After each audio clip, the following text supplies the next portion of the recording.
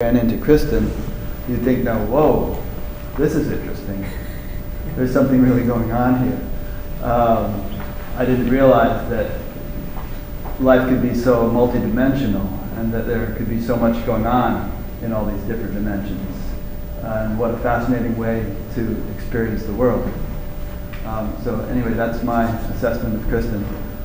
She's a very deep soul who lives on so many levels simultaneously and has such facility with plumbing those depths and exploring all sorts of profound levels of creation that most of us don't even realize exist. And in addition to that, has the capacity to use that familiarity with deep levels to affect change in the people with whom she interacts. So she may not be the best known speaker at SAN, but I think she has really something unique and precious in herself and to offer anyone who is fortunate to know her and interact with her. So.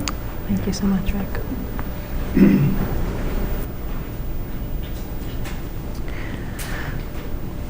What moved me to speak about the topic that I'm speaking about today is basically love. And that I've spent the last couple years in Kauai integrating what I've been sort of calling the cosmic body. I haven't quite known what to call it since I don't have a teacher or a tradition. My life just is unfolding. And the universe at play with itself just keeps unfolding itself. And I've been calling it the cosmic body because there's been a continual integration of everything on the outside appearing on the inside. So my guides, the beings that I communicate with, used to be on the outside and then they're on the inside. Or when I went to the Kala Chakra in 2011, I, for the first time, saw the room filled with all these deities and devas and these incredible, elaborate beings that were making the sand mandala with all the monks, and seeing all these dimensions at play. And then all that I had seen on the outside then was appearing on the inside. My relationship to Hanuman or Buddha or Jesus or these masters, these beings, used to be a relationship on the outside, and then all that started appearing on the inside. The solar system, the planets, all started appearing on the inside. And in these couple years of this integration that's been happening, what I'm left with is a profound humility and a profound love and a compassion that is the heart of what's moving my wanting to share about all this. And just as Rick was saying, I understand that we each are a different lens of the divine, and it's not meant for those lenses to be the same.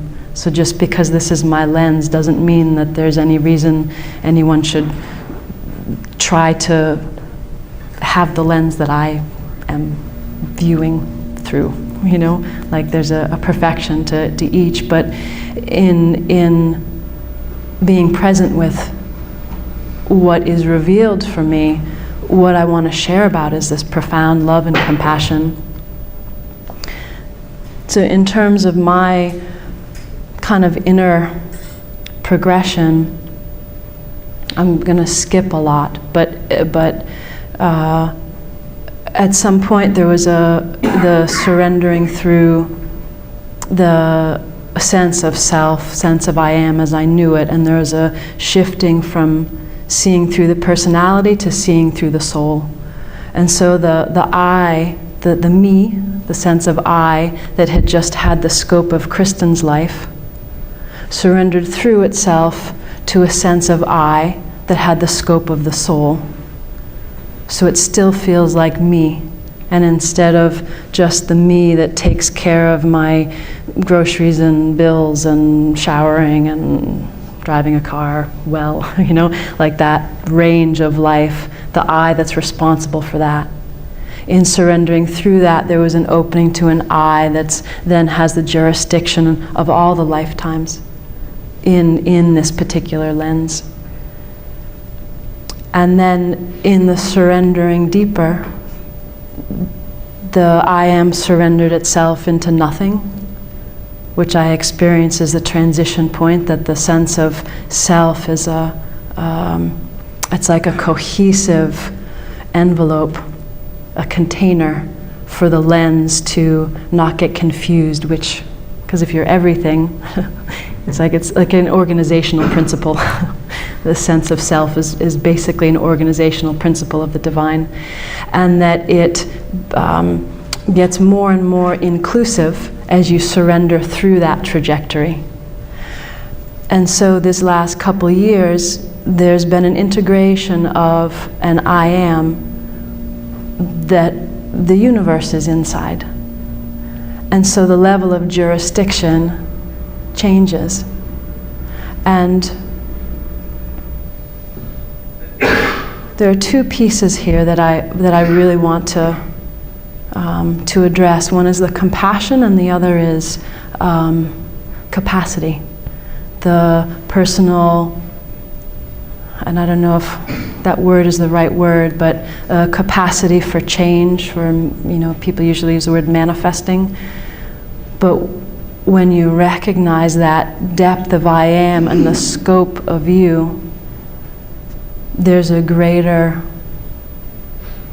capacity for influence, creation, impact, right? So on the personality level, there's a sense of creating a life. On the soul level, there's a sense of creating a whole palette of lifetimes. And I'm using some words loosely just because of time. So feel free to question me about use of my language and what I mean.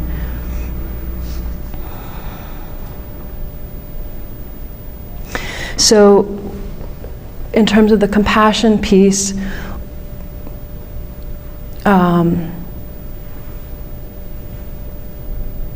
it's been so profoundly humbling to open through the layers where one is creating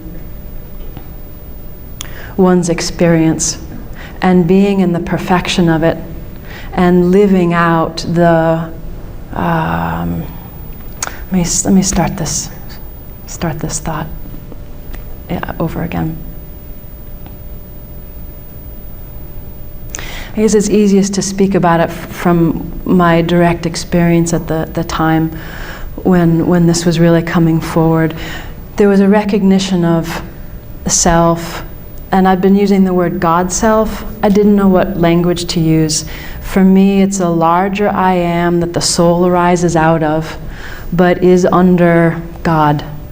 It's just the language I've been using.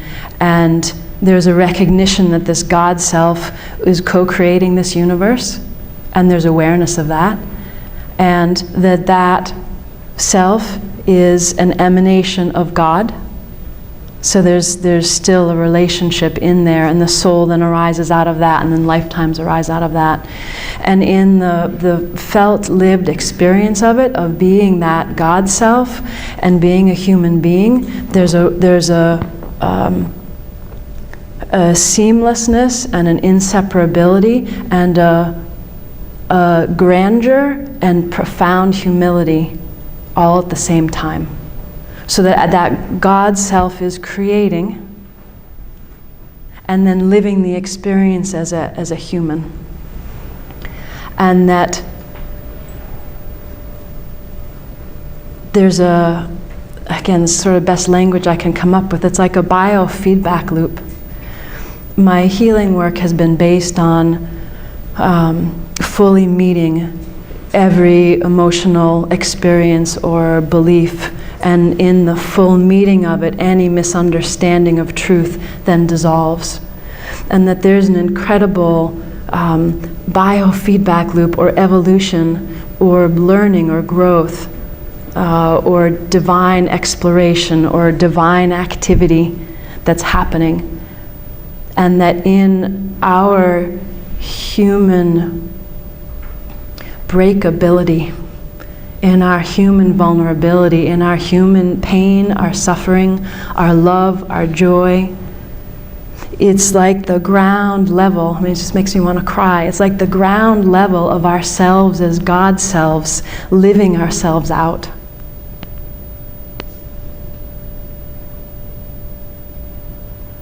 And in this, let me just be quiet again.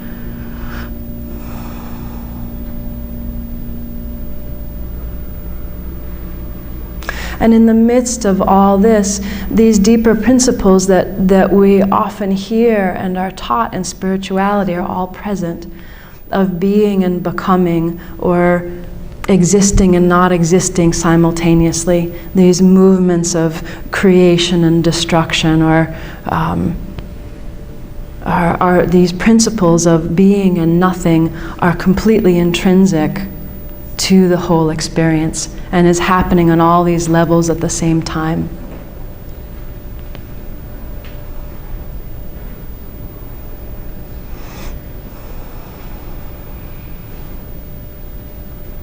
And so there's this profound humility that comes from recognizing the capacity of creating and then living out the creations.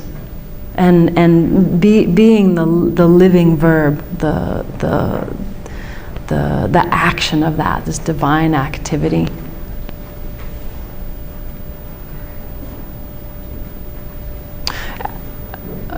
Sometime after my initial shift, there was a desire for wanting to heal, right? Wanting to heal darkness, and then what appeared was, well, you can't do that on the outside unless it's done on the inside. And so there was a continual meeting and interest in discovering anything that was painful or harsh or dark or ugly or aggressive or anything like that. And in the full meeting, it would dissolve and return to this larger benevolent, radiant truth. And as that process has continued, as my system has opened through these larger and larger levels, when you open to yourself in this creator place that's in cahoots in creating this universe,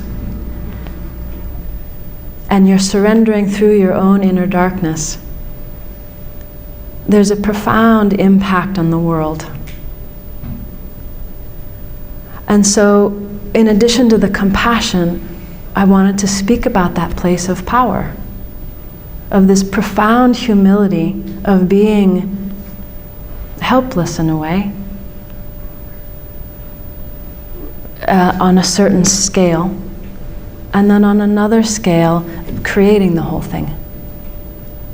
And they're not separate from each other.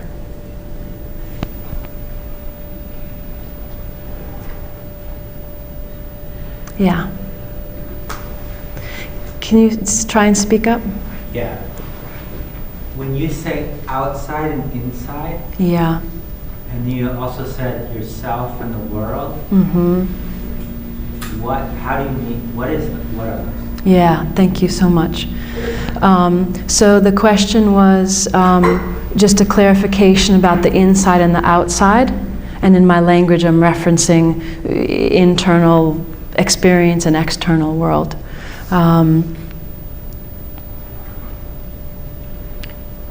So I'm going to answer this more fully because there was more that I wanted to speak about that. So in personal relationships, when there's a It's just in my own experience, as there's a continual surrendering and letting go, there's a recognition that the experience is within my jurisdiction. Not the action, not someone else's action, but the interpretation, the relation to what's happening on the outside, the experience. The experience is within this sort of jurisdiction. And so in personal relationship, there's tends to not be blame, judgment. There's not energy moving outward towards someone else. There's a resting presence. So if something happens on the outside, the experience on the, that's offensive or seems to perhaps invade or have some, I don't know what word to use. It's like that. All that is just consciousness as that frequency. It's not actually doing anything. It's not doing that. That's the reality that's being experienced as that lens there, and that the experience here is within my domain. So, on the personal level, the inner and outer has a greater. It's so funny, right? It's like, because there's another piece I wanted to speak about too, which was boundaries. Because in this opening through these larger and larger aspects, there's a boundarylessness, there's a seamlessness between everything. But part of the maturing or evolution in through the awakening, in terms of my experience, is the boundary becomes more clear, more defined, at the same time as more permeable. So there's a respect for the experience of other and others' reality. If someone wants to be really upset, they get to have that experience.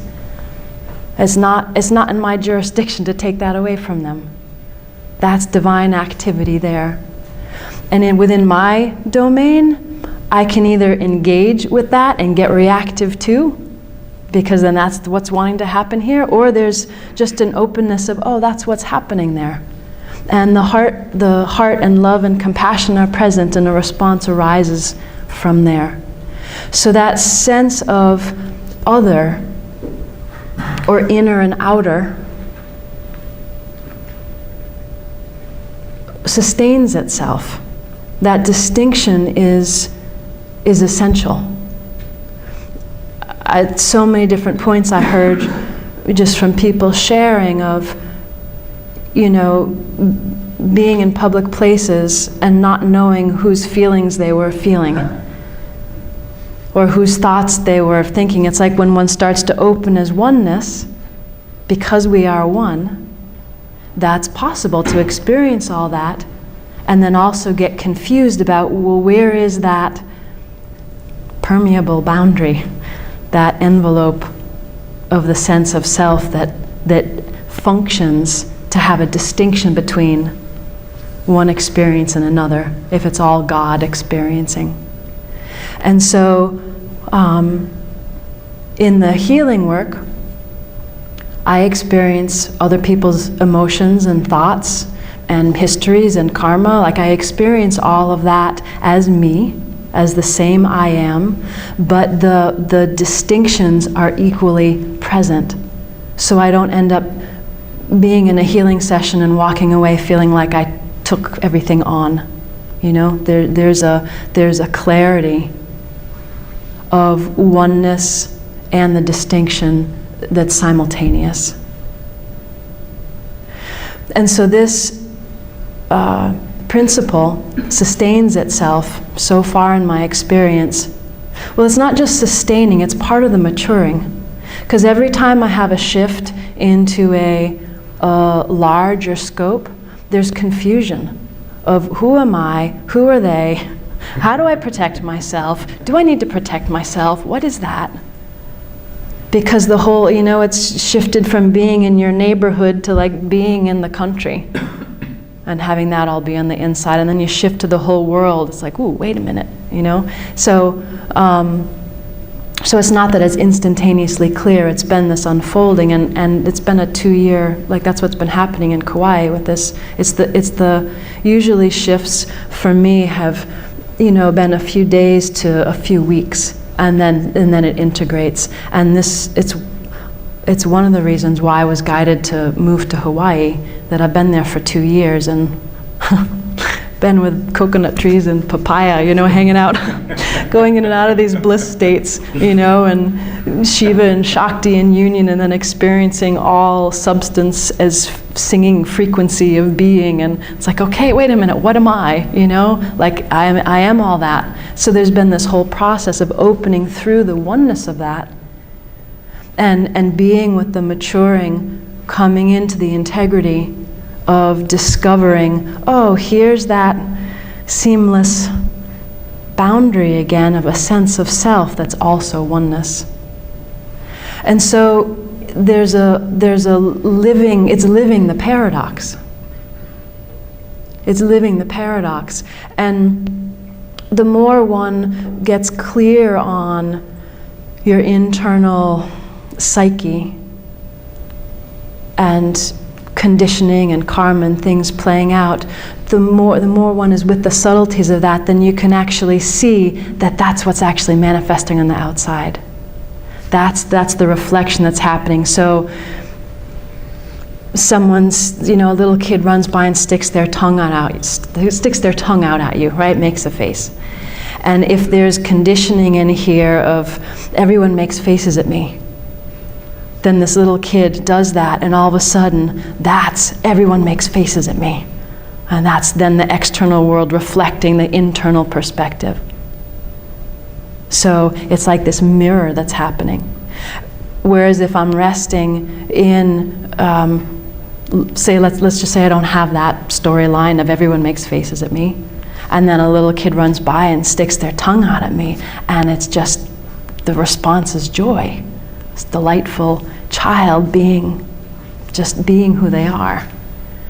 So the inner jurisdiction, right, the awareness and that unfolding, we dissolve through our material and become a clearer and clearer reflection of what we are on these deeper levels. And then can be in that place of I don't want to say power, but recognizing, so the child is just sticking their tongue out at me. I'm responsible for my own reality. I'm not responsible for making that child stick their tongue out or not. That's not my jurisdiction from this place. So there's a seamlessness and a mirroring that's happening on all these different levels at the same time of that inner and outer. And a respect of the individuated lenses or perspectives of the divine at each place. Am I making any sense, and does that address your question? Because it doesn't feel like it's satisfying for your question, so I really want to hear, yeah. I mean, behind my questions, of course, or maybe not of course, but personal confusion of, I think, much less fantastic than you're describing, but this sense that, not knowing what there's boundary is, there's an experience sometimes of a little bit right now, everyone's in me, but still it's not me, their presence is unmistakably, intuitively not me, but still my experience, my whole experience, including the room and their physical body, your physical bodies, that's me. Except for it's not, I don't think that, yesterday I really liked, I can't remember who said it, is that this is the interface. Like, I think this is outside, but this is the interface. And so, what I think is your body is made of me. But still, there needs to be respect or like not thinking that you're me. I don't know. I'm expressing my confusion, and that's behind it. It's totally beautiful. It's totally beautiful, and I understand what you're saying. And what makes sense to me is all of this stuff, everything that's been talked about at this conference, right? It all has to come down into a felt sense for that integration. And so trusting your own inner sense, right? There's a part of you that recognizes there's confusion. That's gorgeous. And there's a part that recognizes the truth that, wait a minute, how come I'm one with everyone but I'm not? Both are true. Right? There's an awareness of, right, you can't just say you're me, you're not sitting here in this chair, but at the same time, it more feels like I'm my whole field of experience. That my body is my whole field of experience, not just the physical body. But somehow there's these other presences, everyone here, in the field of experience that I am. My guess is it's like a very much more immature version of what you're talking about. And that's why I was attracted to this, because I've been confused about this for 10 years. Mm-hmm. It doesn't seem to be getting less confusing. That's a lot of time, so I must be stuck. Well, I wouldn't necessarily say stuck. I just want to do a little time check here. Let me just be quiet for a minute. Do other people have this question too? Other people working on this stuff? I think I know what you're saying. Uh-huh. Uh-huh. I'm sure David could say. Uh-huh.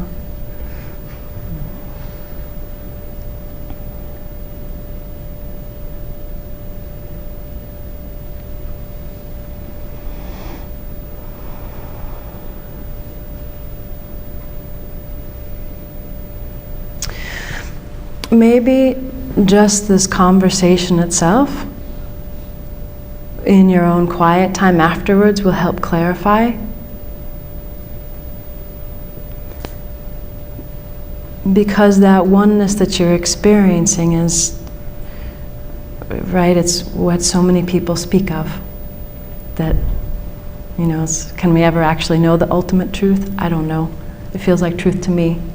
But in terms of each of us recognizing truth through our own experience, right, and pointing it back to you, for you to rest in that place of oneness and rest where there's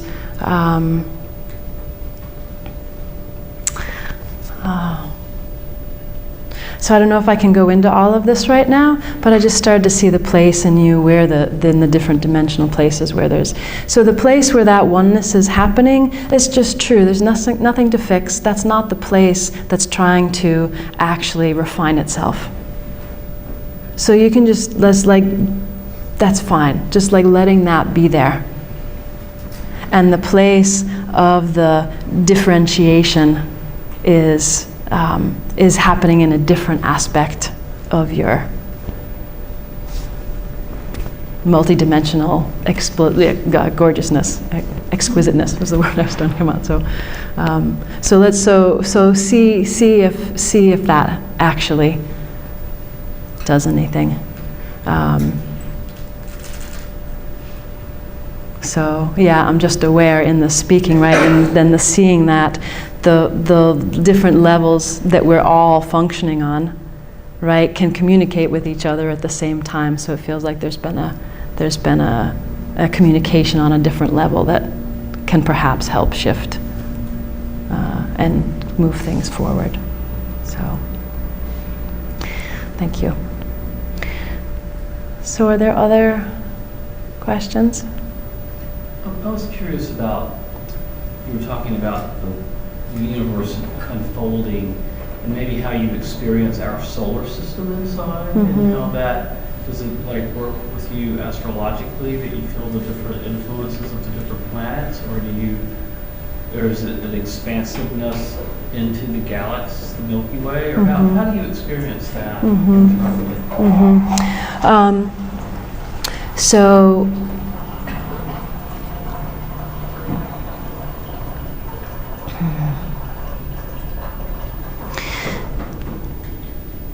So it's totally wild. It's just completely, utterly wild, right? Like the experience, every time this integration happens, I experience everything literally in the body.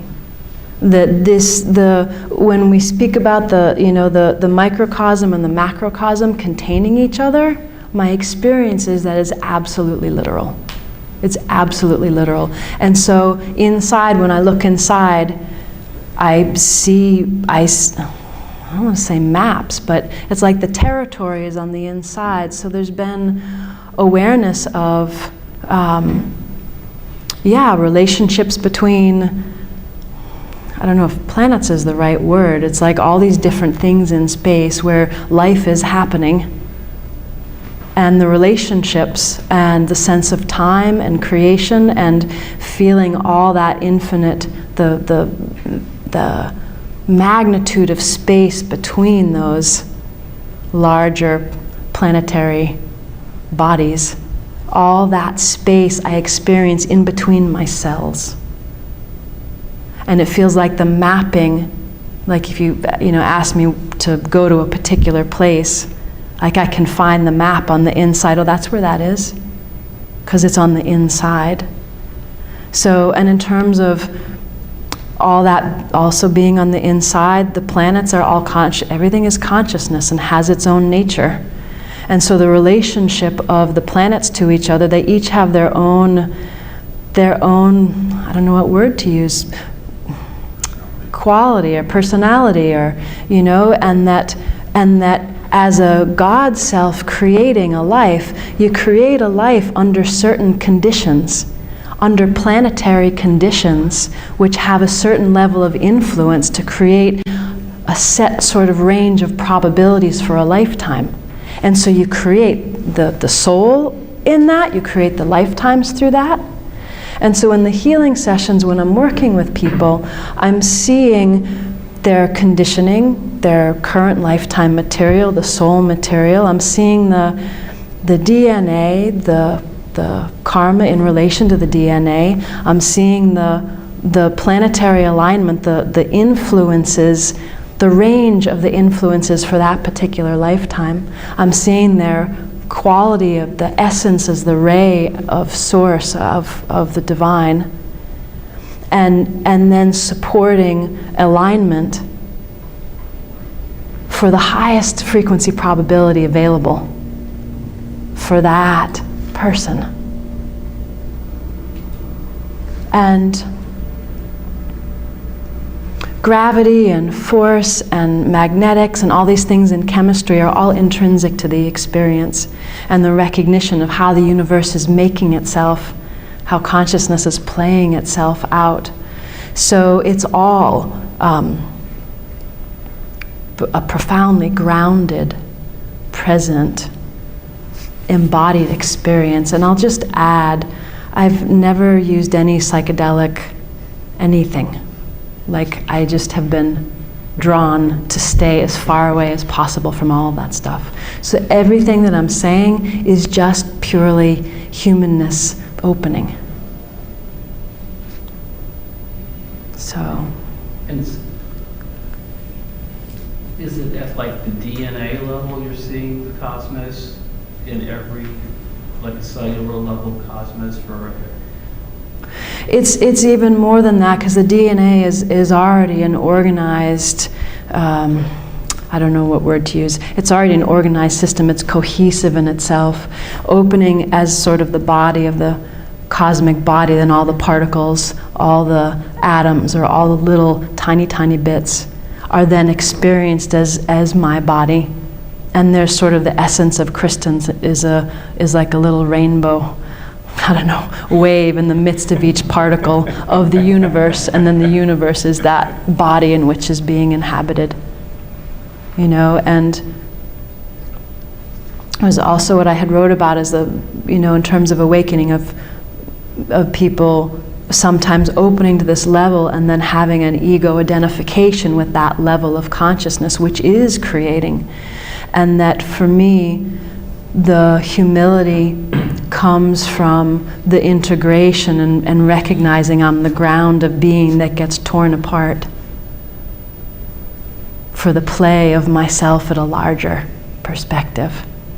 So it's both the grandeur and the utter humility and the profound compassion and love and the relationship, that divine relationship for all this divine activity to occur.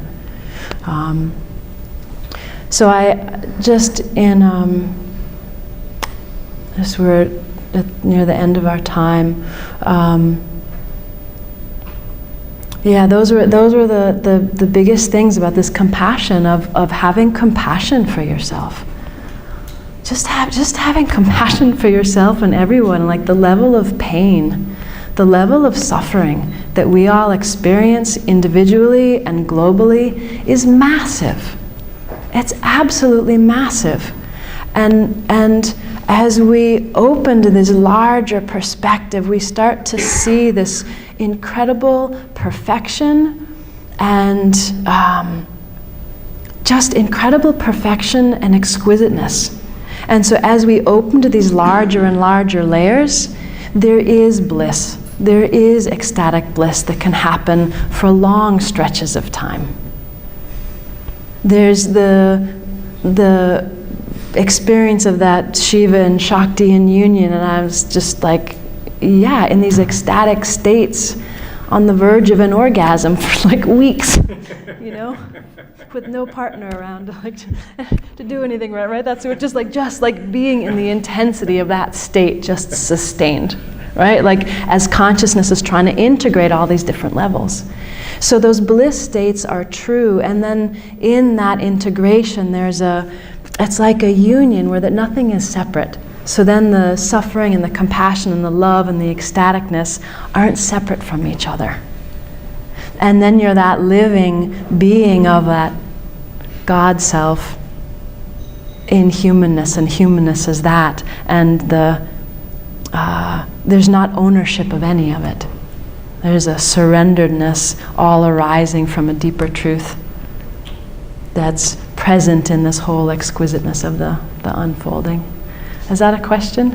I do have a question. Okay, yeah, before, we got a minute left, yeah, go ahead. I was curious if let's stepping back from the chair here, sort of stepping back from the thought of the grocery list, but talking about yin yang, do you experience that you can step back and step back from that level, or does that just run so deep into things? There's no stepping back from that. Does that make sense? I don't know what you mean stepping back, because I don't step back. I mean, I have used that language like when I'm surrendering, a sense of surrendering I am, I experience it as a sensation of surrendering back. But that's different than moving back. That is a totally focused, still, well-aimed surrender of identity. To surrender through that gateless gate of personality to soul, or personality to source, or soul to source, or God self to source, or soul. So in terms of moving back from my personal life, I don't move back, I move in. Because if there's pain, it's calling my attention to be fully experienced and fully loved and fully met. So I guess if I were to describe movements, right, there'd be a movement towards whatever hurt, and then if there's a needing to surrendering through that, or a surrendering back. I don't know that I actually answered your question, because I didn't quite get what you were saying by the... I get the gist of where you are. Okay. Okay. Yeah. When you practice this, are you ever able to project that on a global scale? My concern is world peace, actually, and preservation of the planet. I mean, connection with the universe and all of that is well and fine, but my concerns more are just for taking care of our planet and our population on the planet and the struggle in certain areas of the world, and just perhaps being able to project that feeling of love and compassion remotely to certain areas of the world? Like, is that something you've ever thought of or experienced? So I'm going to, this is also part of the reason why I wanted to speak about all this, so I'm going to see if I can do it really succinctly because I want to respect the next person coming in. So when I speak about the inner jurisdiction, when you, or when I, right, when any of us open to that, our uniqueness is present. There's a oneness that's seamless, and there's a uniqueness. And as we surrender through that flavor of God, or that, I don't know, color of God, if we're a bunch of different, infinite array of crayon colors, there's a sense of purpose, and a purity, and that as we surrender through there, that desire of yours may fall away.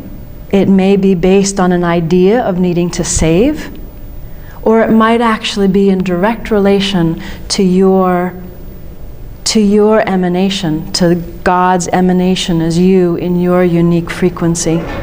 And when you surrender in through that, life unfolds. There's a clarifying that happens, and it's not about projecting it into the world as something that's other than you, that's smearing something onto. It's a resting in the embodied beingness, and you as that flavor of God then functions as your divine flavor, which will then have its impact and influence in divine alignment and harmony. And so, yes, that's what's happening here for me, and why I wanted to speak about this, because as each of us steps into this deeper truth in ourself, we're coming into alignment with God and our own divine expression of that, to be that in the world, which influences. It influences when you sit next to someone who's pissed off and you sit next to someone who's meditating. It feels different, and there's an influence.